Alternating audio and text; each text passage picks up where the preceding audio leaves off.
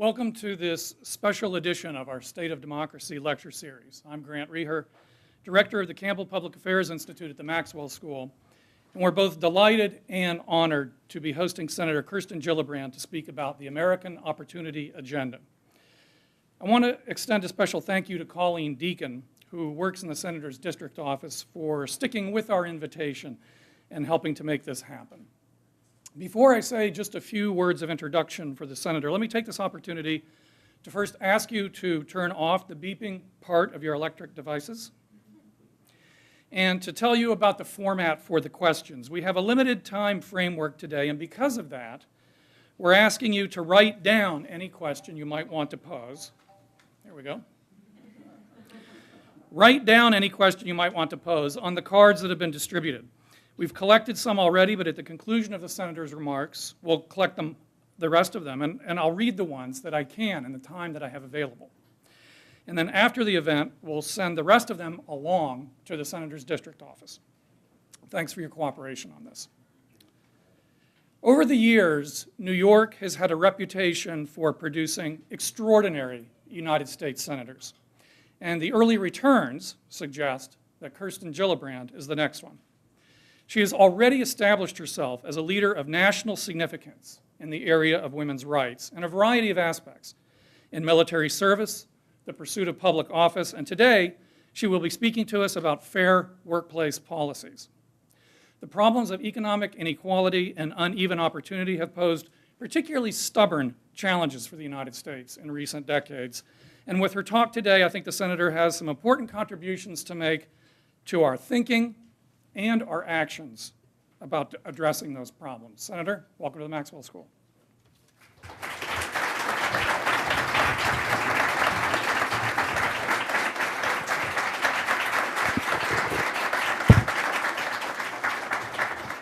Thank you, Professor Reacher, for your warm welcome and your kind introduction. I'm grateful for your leadership, and I'm delighted to be here at the Maxwell School today. As I travel across New York State, the conversation that I have with my constituents most often is about the economy and how difficult families are trying to make ends meet, trying to get ahead. But it's the same sense of struggle that no matter how hard they work or how hard they try, they just can't get where they need to go. So for millions of working families all across America, it feels that no matter what they do or what they try, everything's working against them. Contrary to a core American value that we reward hard work in this country, the real value of workers' wages is actually on the decline. As a result, families can't get ahead, they can't get where they need to go. But all along, the American dream has never changed. The dream to get an education, have a good paying job, own your home, raise a family, send your kids to college, and have a little bit left over for your own retirement. But in fact, the rules of earning the American dream have changed. The skills and tools that guaranteed our parents and our grandparents a place in our middle class just won't cut it today. The world has changed, and our economy has changed. But most importantly, the American family and the face of the American workforce has actually changed significantly. And that's where I see the greatest potential. That's where we have the greatest potential to revive the middle class, an opportunity for all those who are fighting to get there. The new face in our workforce over the last 4 decades are women. The fact is that women are increasingly the new family breadwinner. Women are the primary income earners for a growing share of American families. In 1960, only 1 out of 10 households had a woman as the primary bread earner. Today, it's 40%. It's 4 families where the woman is the primary breadwinner out of 10. If you had 10 households on a block today, 5 of those families have dual income earners, 3 of those families are single moms, and only 2 have the traditional family structure where the husband goes to work and the wife stays at home. So today, that 40% of families with children under 18 rely only on women to pay the bills, to put food on the table, and make those tough choices that every family makes around the kitchen table. But you wouldn't know that was the case if you looked at our workplace policies. Our workplace policies, Congress and state capitals simply have failed to keep pace with the new economy in the face of our workers. So I believe that the key to creating a growing economy and to build a middle class that can thrive in this century is women. Without a doubt, given a fair shot, women will be the ones who ignite our economy and lead America's middle class revival. So today I want to introduce what I call the Opportunity Agenda. It's a set of 5 very simple principles that would modernize the American workplace with policies that empower women and families, giving them a chance to earn their way ahead in today's economy, achieve their full economic potential, and actually reflect our values as Americans. First, rebuilding the middle class relies on keeping every woman in the workplace who wants to be in the workplace. Now, for anyone who has ever had a baby or had a very ill parent or a sick family member, you know that aching feeling of being torn between 2 places. You can't be at work while you need to be at home with a very ill family member or a young baby.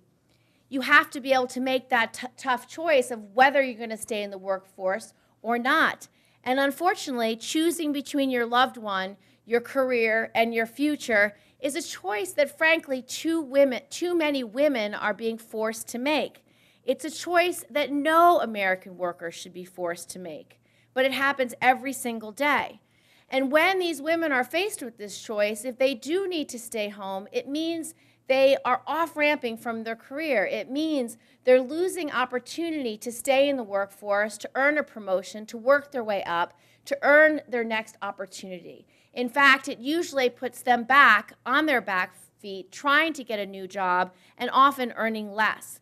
They bring home less money, they don't reach their economic potential, and they often lose out on retirement benefits. This sets women behind, it sets families behind, and it sets our economy behind. It also hurts businesses, because every time a woman has to make that choice, that business is going to have to replace that worker. And so someone they may have trained for 5 or 10 years is going to have to leave that job because of that family emergency, and that employer will now have to retrain a new worker from start, which costs them money. So I believe this is the kind of policy reform that Democrats and Republicans can actually agree on. Decades ago, we passed the Family and Medical Leave Act. It was bipartisan, but it was unpaid. And today, too many families can't take unpaid leave. They can't pay their mortgage if they're not being paid. They can't make that car payment. They can't pay out their student loans, or they can't simply put food on the table. So what my bill does is allow for a paid family medical leave. And it's run almost exactly the same way Social Security is. You would put a small amount of money every week from your paycheck. The employee and the employer would make that contribution. And the contribution is the cost of a cup of coffee a week. But it's there for every employee, for every worker in a big business or a small business, part-time or full-time. And that's the kind of flexibility in the workforce that would make a difference to any family member who has a family emergency. It would be an earned benefit. It adds no money to the deficit, and it's the kind of solution that's plain old common sense. The second thing we need to do, which is fundamental, is make our minimum wage a living wage. About 2/3 of all minimum wage earners are women. And you may not know how much the minimum wage earns, but it's about $15,000 a year. And think about that for a minute. You're telling an American worker, perhaps a single mom, we want you to work 40 hours a week, a full-time job, and if you have 2 kids, you are still $3,000 below the poverty line. It's antithetical to our fundamental principle that we reward work in America. We simply don't with a minimum wage that low. And this is real life for too many Americans. 1.4 million Americans are earning the minimum wage, 17 million of whom are women. I met a woman named Lucila Ramirez. She's a janitor in Washington, D.C. at Union Station, a stone's throw from the Capitol where I work. She's 55 years old, has had the same job for 20 years, earning $8.75 an hour. She has no benefits, she has no sick days, she has no days off. Her biggest worry today is retirement. She doesn't see how she will possibly retire because obviously she's never been able to save a dime. And without benefits, retirement benefits, she doesn't think she'll be able to survive. I don't think that's right. We should raise the minimum wage to at least $10.10 an hour. That would make the wage about $21,000 a year, making workers that much closer to earning a spot within the middle class. I think it would make a difference for women, and it would also make a difference for businesses. Because when you pay a low-wage worker that small increase, what it means is every dime is spent in the economy. Every dime is spent buying more food, buying shoes for kids, buying clothes for kids. More money is being spent, and it could raise the GDP by up to $33 billion over the course of just 3 years. That is a huge economic engine. In fact, the engine would create about 140,000 new jobs. The third thing that I think would make a difference in our workforce, particularly for families, is quality, affordable daycare. Now, you might not know this if you don't have a young one at home, but daycare in our state is about $10,000 a year. So imagine you're one of those 17 million women who may have children who are earning $15,000 a year. It means you can't afford a quality daycare. It means that you will have to use informal care. And for a lot of women, what that means is maybe their mom, maybe a friend, maybe the lady next door. But what that means for her is when that caregiver's sick or unavailable, she will miss work. When you are a low-wage worker and you miss work, typically, you will be fired. If you're not fired, you may well lose opportunities for promotion. But I can tell you, you do not do well when you don't show up to a low-paid job. And so for too many workers, not having affordable daycare means they often will have to change jobs, quit jobs, miss out on promotions, and again, they continue to be held back in their careers. Similarly, having universal pre-K would make a difference. If you could guarantee that 1 year of early childhood education, you could realize the full potential of more children in America. And as an investment, even if you put $1 into universal pre-K, you get $11 of economic growth over the lifetime of that child because of that investment. Also, you're talking about the future of America, the future of our workforce, the future of our communities. Why wouldn't you want to make that investment to make sure every child could reach their God-given potential? The block that you are born on should not determine the chances you're going to get in life. That's why we should be making the investments in quality, affordable pre-K for every child in America. Now, last but certainly not least, there's something that I feel fairly strongly about and seems so common sense, and that's equal pay for equal work. It would seem absurd to any young woman in the audience today that she's going to start a job with a male colleague and she will be paid 77 cents on the dollar. It would seem absurd to any one of us, my generation and younger, to know that that is true. But it is. And if you're a woman of color, you're going to earn even less. Why would you shortchange half of America's workforce? If you paid $1 on the dollar, you could raise the U.S. GDP by up to 4%. That is such an untapped economic engine that could make such a difference in spurring growth in our economy. I believe that if women are given a fair shot in today's economy, I believe that if we supported America's families and reflect the fact that women are about 50% of the workforce, we would have a stronger economy, a better economy, and one that supported our families and our values even greater. Thank you.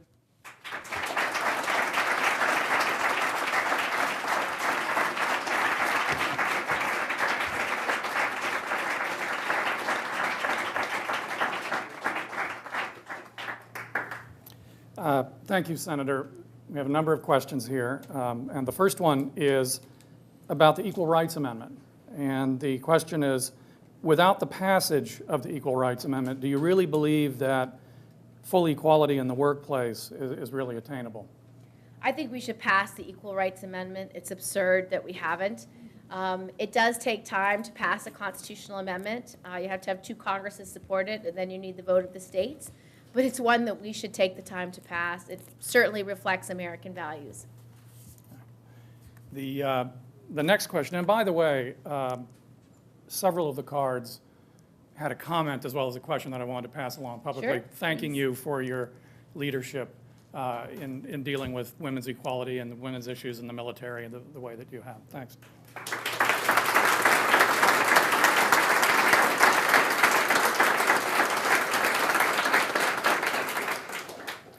But this person wants to know what the current status of Senator Tom Harkin's Fair Pay Act is and what efforts are being made to bring that back to the forefront of the discussion regarding these kinds of issues. Senator Harkin is in it. It's now the Fair Minimum Wage Act. It's Senate Bill 460. It has about 31 co-sponsors already. I'm one of them. And that's the bill to raise the minimum wage to $10.10 an hour. So what we need to do to be successful is we need to get some Republican leadership on this bill. I think we may be able to create a package that has some incentives for businesses that would garner that bipartisan support. And so that's the work we have to do. And I think this Congress is very focused on getting it done by the end of this year. So I'm actually hopeful that we will raise the minimum wage. It makes such sense for the economy because every cent of that is actually put back into the economy. It's something that could make a difference for all communities. And again, back to that core value, we've always rewarded hard work. And I don't know why we would tell people they have to work full-time and still earn poverty wages.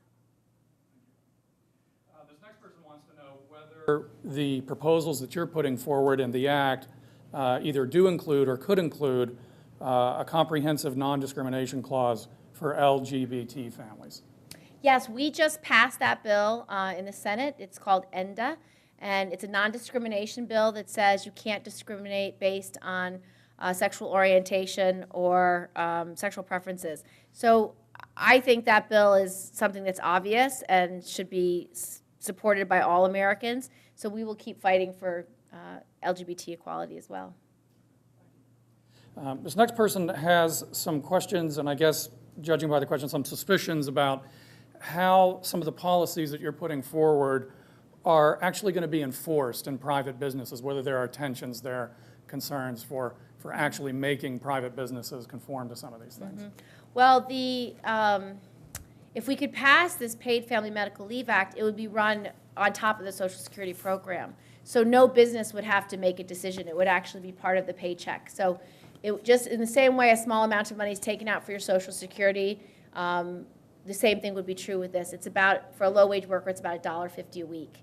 And so if you knew that for maybe $75 a year, when your mother's dying, you can take a few months off to spend time with her, or when you're so blessed to have that baby, you could take a maternity leave, it's a huge difference. Most small businesses can't afford paid leave. They'd love to be able to offer something so generous, but they rarely can do it. Only the relative few large businesses do.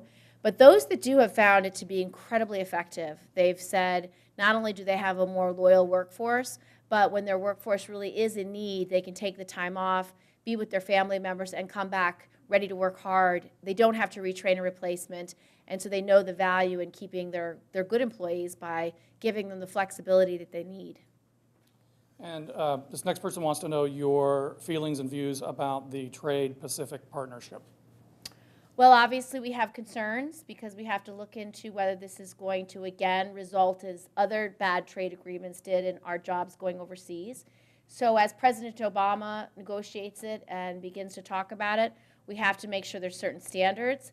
It has to be fair trade, not free trade. It has to have protections against child labor. It has to have environmental protections that can be enforced. It has to have protections against dumping and other anti-trade practices that frankly have not been well enforced in other trade agreements.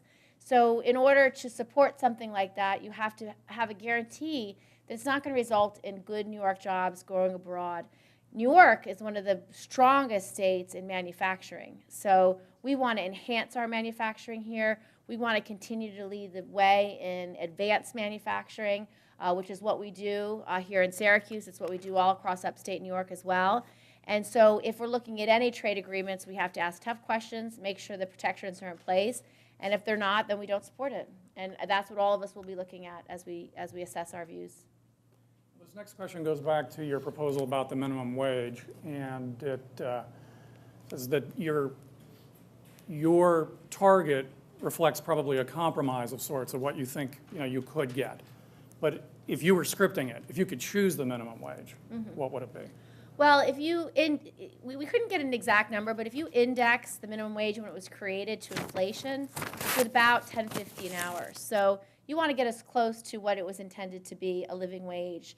10.10 is a great place to start. I would support higher minimum wages, but I think 10.10 should be the minimum. I don't think lower is going to help. You need to get us above the poverty line to be able to be a living wage. It's antithetical to our values to have our full-time workers earning below the poverty line. You are answering these very rapidly, so we were moving through them. That's great. The next question is, a lot of the things that you're proposing are done in most other Western countries, and Yes. more than what you are Yes. proposing. So is there a country or a set of countries that you think we could learn the most from? Well, on paid family, I just want to get my statistics because they're pretty appalling. The only countries that don't have paid family leave are places like Papua New Guinea and a couple other small African countries. But we are the only advanced nation in the world that doesn't have paid leave. And in Europe, they have typically 6 months paid leave. So we're just going for 3 months because we think that's a great place to start. But in other places, they really do embrace families. They want to make sure families have the resources they need when they need them. And I think it stems from a lack of valuing women and the work they do, and it's a long-term cultural shift that this country's been making. But we have to value half our workforce. We have to value the ideas and the goals and the skills that women bring to the table, because if we don't, we're just not valuing America's potential. Why would you undervalue half your workforce? No company in America would do that and be successful. So why would we as an economy undervalue so much of our workforce? And next question is about something you mentioned along the way, the problem of female representation in STEM. So what kinds of things can we do to help more women get into and succeed in science and technology? Well, interestingly, science and technology, STEM subjects, science, technology, engineering, and math, proficiency in STEM is required for 8 out of 9 of the fastest growing industries in America. And oftentimes, STEM professions are among the highest paid professions in terms of jobs availability. So you want to make sure women and minorities have access to those job opportunities. But you have to start very early to make sure you can make that possible, starting in pre-K and in kindergarten and first grade through 8th grade, and looking at students and reaching out to engage them is what's necessary. Now, for women in particular, it's a challenge, and it's somewhat related to how we see the world. And I'll give you just one small bit of anecdotal evidence. So I have a 5-year-old, Henry, and I used to walk into his daycare center. And Henry, from the age of 2, maybe 3, started spending most of his free time building things. He liked to build train tracks. He liked to build towers. He likes to make things. He likes things that go fast. Very common for young boys. And so I would pick him up, and he'd be building a train track, and he'd inevitably be playing with his best friend, Sadie. And Sadie would be playing with him, but she'd be putting all the people along the train tracks and having conversations about where the people were going and what they were doing and what their hopes and dreams were. So by nature, oftentimes, little boys love to build fast things, tall things is what they like to do, and little girls like to talk about community. They like to talk about relationships. They like to talk about people. And those may well be our natural instincts, but it doesn't mean girls can't be good in math, science, engineering, and technology. What it means is you have to explain to them how those subject matters relate to making communities better, stronger, and people happier. So you have to tell little Sadie, Sadie, you're awfully good at math. If you're really good at math, your grandma's cancer, you could cure that cancer. That little girl will go into math. You tell that little girl, you know, your brother's asthma. If you are in charge of clean air and clean water in your community, you can solve that asthma problem. She will solve that asthma problem. But you have to make sure little girls know that math, science, and engineering can result in helping people, that it can make a difference in their community. So they also need role models. And one more pre-K example. So Henry's first week in pre-K, his teachers asked all the students to do a picture of their hopes and dreams. So inevitably, all the girls had hopes and dreams about, I want to make a best friend.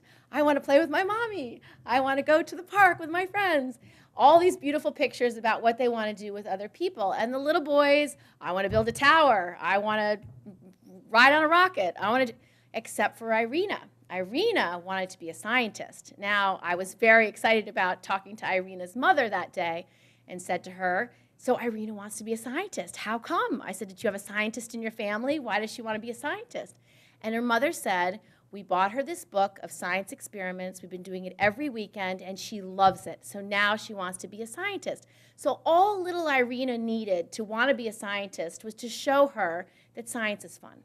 And so what that means is, as we're looking at educational policies, we have to reach out, reward hands-on learning, helping the lower schools to invest in reaching out to young girls and minorities, telling them, you're good at math, you're good at science, you can excel here, trying to be creative about explaining why these careers are exciting for them. And that's how you can change the dynamics about who chooses by the time they're in high school, by the time they're in college, who will go into science, technology, and engineering, math. Because overwhelmingly, in all of those professions, it is not 100%, it is heavily male-dominated with white males. And so we want to make sure we have the benefit of our entire workforce and their great ideas in the most cutting-edge entrepreneurial industries that create jobs. Well, this next. So there was a filibuster answer. That is a long answer. I had a lot to say on some. That's more like it from a senator. Yeah. This next question is back to paid family leave and minimum wage and about the House of Representatives. Skeptical about the ability to get something like that passed through the House of Representatives. So what is the path there? And if I could add a friendly amendment to the question, aside from changing it over to the Democrats in the next election. Mm-hmm. Well, you know, you'd be surprised. There's a lot of ideas that can be bipartisan.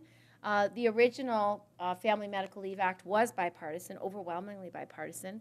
So it means finding a leader in the Senate who's a Republican who wants to carry the bill, and then developing long-term strategies to get it passed in the Senate, and then finding allies in the House who also share those values. But I wouldn't assume that it can only be a Democratic ideal, because I really think it's much more common sense oriented. It's not Democratic, it's not Republican. It's about how do we make our businesses more competitive? How do we get the most out of our entire workforce?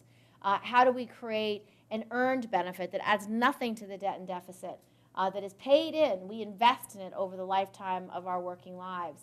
That's the kind of solution that I think could draw bipartisan support. So I'm going to work really hard over the next 6 months to try to get those co-sponsors and try to pitch it to Republican colleagues both in the House and the Senate and see where we are. But I wouldn't assume it can't be bipartisan. This next person wants to know, what lessons have you learned from your critical work on addressing sexual violence in the military? The problem is very, very severe. The DOD's own estimates showed that last year there were 26,000 incidents of rape, sexual assault, and unwanted sexual contact. More than half of those victims are men, so this is not just a gender issue. If you know anything about the crime of rape, it is a crime of dominance, a crime of aggression. It is, in the military, our biggest challenge is there are recidivists who get away with it every time. And the problem with the way the military handles sexual assault and rape is that the commander is the only decision maker of whether a case is prosecuted. And unfortunately, that means the system is rife with biases. If the commander knows the victim and the perpetrator and values the perpetrator more, he may not investigate the case. If the commander doesn't want the rape to be public or to be on his record, he may convince the victim not to report that rape. If the commander doesn't believe rape is a crime and sees it just as a he said, she said, date gone badly, and not the crime of violence that it is, he may say, as I've heard a victim say, he may not have been a gentleman, but it wasn't rape. So that is the bias that we have within the current military structure on how these cases are handled, and it's toxic. So of those 26,000 rapes last year, only 1 in 10 were reported. So only 3,000 cases were actually reported. Though 9 out of 10 who didn't report, they filled out this Department of Defense confidential survey. The number one reason they didn't report the crime was they said they didn't believe the commanders would do anything. The second reason they didn't report the crime was because they feared retaliation. Now, they had reason to fear retaliation because of the 3,000 brave souls who did report their crimes. 62% were retaliated against for reporting. And what retaliation often looked like was they were either blamed for the crime or told your career's over or actually kicked out of the military for reporting that crime. So you have a toxic environment in too many instances where commanders hold all the cards and do not want these cases going forward. And so justice is remote for too many of these survivors. And so my solution is I want the decision-making about whether a case goes to trial to be given to trained military prosecutors who have no bias, who don't know the victim, who don't know the perpetrator, who aren't trying to cover the record so that they look better. There's no bias. It is objective. And frankly, when we ask men and women to serve in our military and even die for this country, we should not be asking them to be able to withstand and survive sexual assault and rape. We should not be asking them to leave their civil liberties at the door. They should be given justice, an opportunity for justice, and a fair review by an objective, trained prosecutor. These commanders aren't even lawyers. They may not know a thing about this crime. They just may know that perpetrator's got 2 kids and a lovely wife, and he couldn't possibly have raped her. That's too often the case. This is the last question that we'll have time for. Could you discuss the cuts in low-income food assistance as part of the Farm Bill? Well, it's extremely disappointing. I worked very hard on the Farm Bill to put some great reforms in there, but I can tell you when you're cutting $9 billion from food assistance from this country, what you're saying is that 850,000 families should get $90 less a month in food assistance. That's wrong. And too many families in our state are hungry. And if you look at the face of hunger, let me tell you what it looks like. 50% of hungry people in this country are children. We are saying from the wealthiest country in the world, we are not going to feed our kids. That's horrible. Also, the second group are seniors on fixed income, seniors who don't have enough money to feed themselves, isolated seniors, seniors who don't necessarily have family members to look after them. The next group are our veterans, men and women who have sacrificed everything for us, and we think they should go hungry. And then even active duty service members. We pay our men and women in the military sometimes so little that they need food assistance. Why would we deny them? So I think it's wrong-headed. I'm incredibly disappointed, and I will vote no on the Farm Bill because of it. Thank you. And Thank you.